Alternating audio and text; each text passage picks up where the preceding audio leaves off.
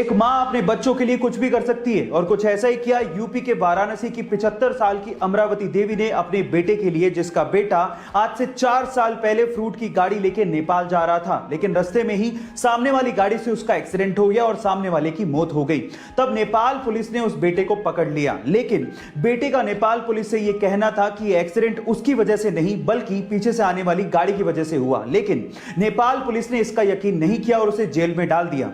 अब जेल से बाहर निकाला जा सकता था, लेकिन उसके लिए 7 लाख रुपयों की जरूरत थी, जो कि उस बूढ़ी मां के पास नहीं थे। फाइनली ये बूढ़ी मां एक तख्ती पर अपने बेटे की रिहाई की गुजारिश लेके वाराणसी के सड़कों पर 4 साल तक घूमती रही और फिर इस मां के 4 साल का संघर्ष काम आया और बीएचयू के छात्रों की मदद से नेपाल से उसके बेटे को रिहा करवाया गया। आपको इस मां के संघर्ष की कहानी कैसे लगी, चैट सेक्शन में जरूर लिखिए। 1999 में एलोन मस्क ने अपने दोस्तों के साथ मिलकर $10 मिलियन की इन्वेस्टमेंट के साथ X.com नामक कंपनी शुरू की। बाद में यही company famous payment system company PayPal बनी, जिसे 2002 में ईबे ने $105 बिलियन में खरीदा। अब इस डील की वजह से एलोन मस्क को $165 मिलियन मिले।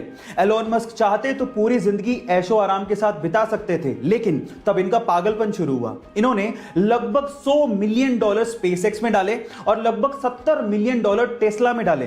तब लोग इन्हें पागल कहने लग गए थे, लेकिन वही पागल बंदा $70 मिलियन से $40 बिलियन बना के आज दुनिया का सबसे अमीर आदमी बन चुका है।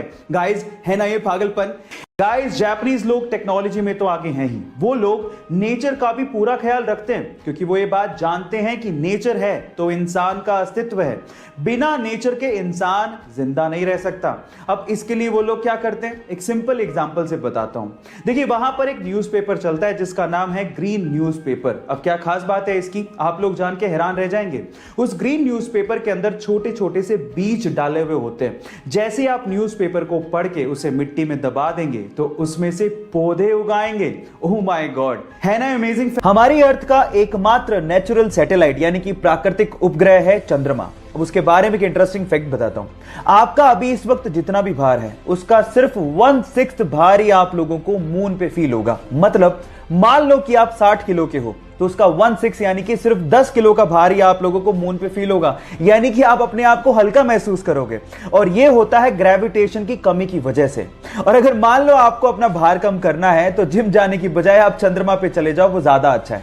Just kidding. ये आपको पता था या नहीं पता था, चैट सेक्शन में लिखना मत भूलिएगा।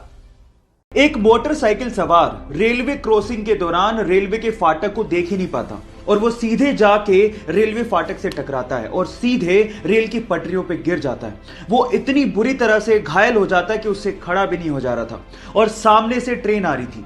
यह देखकर पास में खड़ा एक युवक भागता हुआ आता है और उसे रेल की पटरियों से खींचता है और उसकी बाइक को रेल की पटरियों से खींचता है और उसकी जान बचाता है।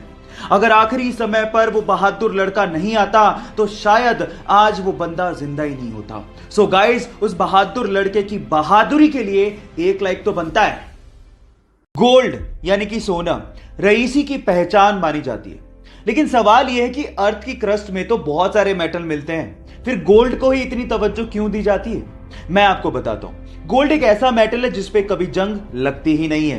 एक्चुअली जब भी कोई मेटल ऑक्सीजन और मॉइस्चर के कांटेक्ट में आता है तो उस पे जंग लगनी शुरू हो जाती है, जैसे कि लोहे का ब्राउन हो जाना, चांदी का काली हो जाना, कॉपर का ग्रीन हो जाना। ये सब कोरोजन यानी कि जंग लगने की वजह से ही होता है। लेकिन गोल्ड एक अनरिएक्टिव मेटल है जो ऑक्सीजन और मॉइस्चर के साथ रिएक्ट करता ही नहीं है। इसीलिए अर्थ की क्रस्ट से जब सोने को निकाला जाता है तो उसे प्रोसेस करने तक की जरूरत नहीं पड़ती, क्योंकि वो प्योर फॉर्म में ही पाया जाता है।